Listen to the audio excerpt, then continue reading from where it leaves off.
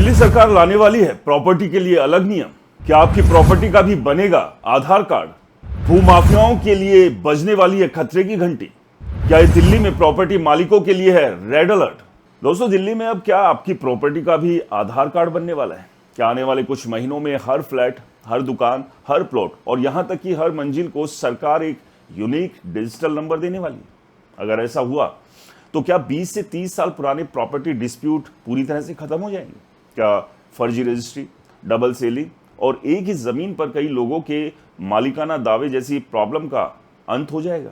या फिर लाखों लोगों की मुश्किलें और बढ़ सकती है? सोचिए, अगर आपके घर के कागज में लिखा है कि आपका प्लॉट 100 गज का है, लेकिन सरकारी डिजिटल सर्वे में वो 94 गज निकलता है, तो सही कौन होगा? अगर आपकी रजिस्ट्री कुछ और कहती है और नए डिजिटल रिकॉर्ड में कुछ और दर्ज हो जाता है, तो बैंक किसे मानेगा?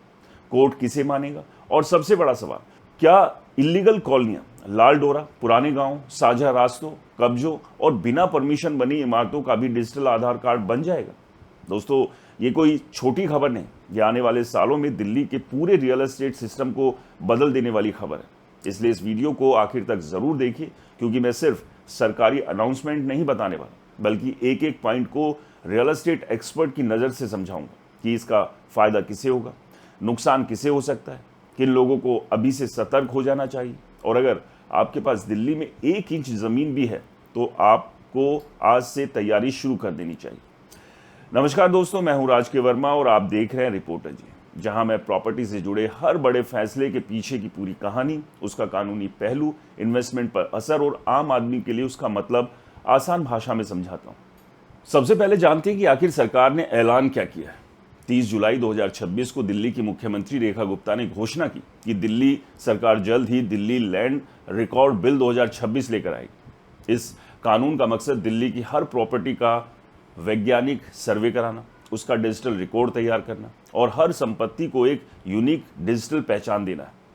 सरकार इसे प्रॉपर्टी आधार कार्ड कह रही है। इसका मतलब ये है कि जिस तरह एक व्यक्ति के पास आधार नंबर होता है, उसी तरह फ्यूचर में हर जमीन, हर प्लॉट, हर मकान, हर दुकान और यहां तक कि हर फ्लोर का भी अलग डिजिटल रिकॉर्ड होगा। सरकार का दावा है कि इससे मालिकाना हक साबित करना आसान होगा, खरीद फरोख्त में ट्रांसपेरेंसी आएगी, बैंक लोन जल्दी मिलेगा, कोर्ट में डिस्प्यूट कम होंगे और सरकारी रिकॉर्ड एक जगह उपलब्ध रहेगा। सुनने में ये योजना बेहद शानदार लगती है, लेकिन अब जरा इसे जमीन की हकीकत से जोड़कर समझते हैं।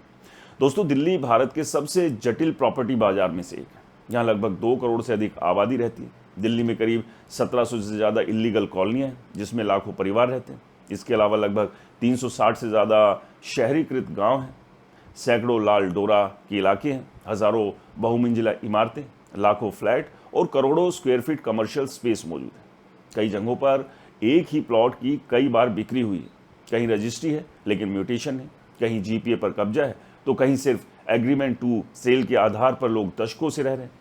ऐसे में पूरे शहर का साइंटिफिक सर्वे कराना, एक डिजिटल रिकॉर्ड बनाना बेहद बड़ा और चैलेंजेबल काम है। अब सवाल उठता है कि सरकार को भरोसा क्यों है कि ये मॉडल काम करेगा? इसका जवाब है मालिकाना प्लानिंग। केंद्र सरकार ने गाँव में मालिकाना योजना के तहत ड्रोन सर्वे कराकर ग्रामीण संपत्तियों को डिजिटल रिकॉर्ड से जोड़ने का अभियान शुरू किया था। दिल्ली के लगभग 30 गांवों में इसका पायलट किया गया, जहां सर्वे ऑफ इंडिया ने ड्रोन मैपिंग की और लोगों को प्रॉपर्टी कार्ड जारी किए गए। सरकार का दावा है कि इस पायलट के अच्छे परिणाम मिले और इसी एक्सपीरियंस के आधार पर अब पूरी एनसीटी दिल्ली में इसे लागू करने की तैयारी है। लेकिन यहाँ एक बहुत बड़ा फर्क है। गांव में ज़मीन का पैटर्न अपेक्षाकृत आसान होता है, जबकि दिल्ली का शहरी इलाका बेहद जटिल है। उदाहरण के लिए मान लीजिए, करोल बाग की एक 4 मंजिला इमारत है। ग्राउंड फ्लोर किसी और के नाम है, पहली मंजिल किसी और ने खरीदी और दूसरी मंजिल जीपीए पर है, तीसरी मंजिल बिना परमिशन बनी हुई और छत पर एक कमरा किराए पर बना दिया गया। अब ऐसे मकान का डिजिटल रिकॉर्ड बनाना किसी गांव के खेत की नाप लेने जितना आसान नहीं होगा। यही वजह है कि मैं हमेशा कहता हूं कि टेक्निकल प्रॉब्लम है कि हर समस्या का जादू इलाज नहीं।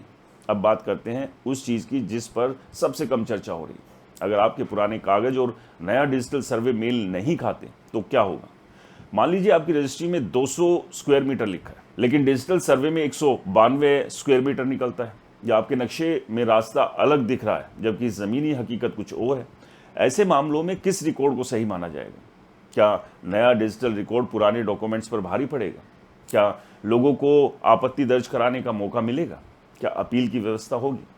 अभी तक सरकार की सार्वजनिक घोषणा में इन सवालों के स्पष्ट जवाब नहीं दिए, क्योंकि बिल अभी कानून नहीं बना है। ये केवल प्रस्तावित विधेयक है। इससे पहले मंत्रियों के समूह यानी GOM की समीक्षा से गुजरना है, फिर विधानसभा के विशेष सत्र में पेश किया जाएगा, बहस होगी, संशोधन हो सकते हैं और उसके बाद ही कानून बनेगा। यानी अभी किसी के पास प्रॉपर्टी आधार कार्ड नहीं आया है, इसलिए अगर कोई ब्रोकर या प्रॉपर्टी डीलर आपको कहे कि अभी खरीद लो, बाद में आधार कार्ड मिलने में से कीमत दुगनी हो जाएगी, तो ऐसी बातों पर आंख बंद करके भरोसा मत कीजिए। अब मैं आपको बताता हूं, अगर ये योजना सही तरीके से लागू हुई तो इसके सबसे बड़े फायदे क्या हो सकते हैं। पहला फायदा होगा फर्जीवाड़े पर रोक। आज भी कई मामलों में एक ही प्रॉपर्टी कई लोगों को बेच दी जाती है। डिजिटल रिकॉर्ड बनने के बाद ऐसी घटनाएं कम हो सकती है। दूसरा फायदा होगा बैंक लोन। बैंक को साफ रिकॉर्ड मिलेगा तो लोन प्रोसेस तेज हो सकता है। तीसरा फायदा होगा विरासत के मामलों में। परिवार में संपत्ति का बंटवारा और उत्तराधिकार से जुड़े विवाद कम हो सकते हैं। चौथा फायदा होगा कोर्ट के मामलों में, क्योंकि डिजिटल रिकॉर्ड एक मजबूत साक्ष्य के रूप में काम कर सकता है। पांचवा फायदा होगा सरकारी सेवाओं में ट्रांसपेरेंसी, क्योंकि म्यूटेशन, टैक्स, बिल्डिंग प्लान और दूसरी सेवाओं को एक प्लेटफॉर्म से जोड़ा जा सकता है। लेकिन अब जोखिम भी समझिए। दिल्ली में लाखों प्रॉपर्टी ऐसी है जिसमें किसी न किसी स्तर पर डॉक्यूमेंट की कमी है। कहीं म्यूटेशन नहीं हुआ, कहीं पावर ऑफ अटॉर्नी पर कब्जा है, कहीं इलीगल कंस्ट्रक्शन, कहीं परमिशन से ज़्यादा फ्लोर बने हुए। ऐसे लोगों को फ्यूचर में एक्स्ट्रा जांच का सामना करना पड़ सकता है। इसलिए मेरी सलाह है कि अभी से अपने डॉक्यूमेंट्स जांच लीजिए। रजिस्ट्री सही है या नहीं, म्यूटेशन हुआ है या नहीं, प्रॉपर्टी टैक्स अपडेट है या नहीं, नक्शा पास है या नहीं, कब्जा और रिकॉर्ड में कोई अंतर तो नहीं। अगर कोई कमी है तो उसे अभी नियमित प्रोसेस से ठीक कराइए। सरकारी सर्वे का इंतज़ार मत कीजिए। अब एक इन्वेस्टर की नज़र से बात करते हैं। बहुत से लोग सोचेंगे कि क्या इससे दिल्ली में प्रॉपर्टी की कीमतें बढ़ जाएंगी। मेरा जवाब है कि सिर्फ डिजिटल नंबर मिलने से कीमत नहीं बढ़ेगी। कीमत बढ़ती है लोकेशन, इंफ्रास्ट्रक्चर, मांग, सप्लाई और कानूनी स्पष्टता से। हाँ, अगर किसी इलाके का रिकॉर्ड पूरी तरह साफ हो जाता है, डिस्प्यूट कम हो जाते हैं और बैंक फाइनेंस आसानी से मिलने लगता है, तो लंबे समय में वहाँ इन्वेस्टर्स का भरोसा बढ़ सकता है। लेकिन ये असर धीरे धीरे आएगा, रातों रात नहीं। इसलिए किसी भी अफवाह के आधार पर इन्वेस्टमेंट का फैसला मत लीजिए। अब मेरी बतौर रियल एस्टेट एक्सपर्ट राय सुनिए। मुझे लगता है कि दिल्ली को आधुनिक डिजिटल लैंड रिकॉर्ड सिस्टम की ज़रूरत है और ये सुधार बहुत पहले ही हो जाना चाहिए था। लेकिन जितनी बड़ी घोषणा है उससे भी बड़ा उसका क्रियान्वयन है, क्योंकि दिल्ली गांव नहीं जहां दशकों पुराने कब्जे, मिक्स ऑनरशिप, इलीगल कॉलोनियां, साझा रास्ते, अदालतों में लंबित पड़े हजारों मुकदमे और लाखों जटिल डॉक्यूमेंट्स हैं। ऐसे में अगर सरकार ने ट्रांसपेरेंसी प्रोसेस, सार्वजनिक आपत्तियां, अपील का अधिकार और स्पष्ट नियम नहीं बनाए तो डिस्प्यूट कम होने की बजाय कुछ समय के लिए बढ़ भी सकते हैं। इसलिए मैं इस योजना का समर्थन भी करता हूं और सावधानी की सलाह भी देता हूं, क्योंकि अच्छी नीति वही होती है जो ज़मीन पर भी उतनी ही सफल हो जितनी प्रेस कॉन्फ्रेंस में दिखाई देती है। फिलहाल सबसे इम्पोर्टेंट बात यही है कि दिल्ली लैंड रिकॉर्ड बिल 2026 अभी कानून नहीं बना है, विधानसभा से पारित होना बाकी है, नियम बनने बाकी हैं और लागू होने का प्रोसेस भी अभी बाकी है। इसलिए घबराने की ज़रूरत नहीं, लेकिन लापरवाही करने की भी ज़रूरत नहीं। अपने डॉक्यूमेंट्स मजबूत रखिए, अफवाहों से बचिए और किसी भी बड़े इन्वेस्टमेंट से पहले कानूनी जांच ज़रूर कराइए। आने वाले दिनों में जैसे इस बिल का पूरा ड्राफ्ट सार्वजनिक होगा, उसमें क्या लिखा है, किसे फ़ायदा होगा, किसे नुकसान हो सकता है और आपको क्या करना चाहिए, उसका सबसे गहरा और निष्पक्ष विश्लेषण मैं सबसे पहले आपके लिए लेकर आऊँगा। अगर आपको ये एक्सप्लेनर काम का लगा हो तो वीडियो को लाइक कीजिए, शेयर कीजिए, कमेंट में बताइए कि क्या आप दिल्ली में प्रॉपर्टी रखते हैं और क्या आपको लगता है कि प्रॉपर्टी आधार कार्ड से विवाद खत्म हो जाएंगे या ये एक नई परेशानी शुरू करेगा। इस वीडियो को अपने परिवार और उन सभी लोगों तक ज़रूर भेजिए जिनके पास दिल्ली में कोई भी प्रॉपर्टी है, क्योंकि आने वाले समय में ये जानकारी करोड़ों लोगों के लिए बेहद इंपॉर्टेंट साबित हो सकती है। और दोस्तों, आपके अपने चैनल को सब्सक्राइब और फॉलो करना बिल्कुल मत भूलिए। मिलते हैं अगले वीडियो में, तब तक के लिए नमस्कार, जय हिंद।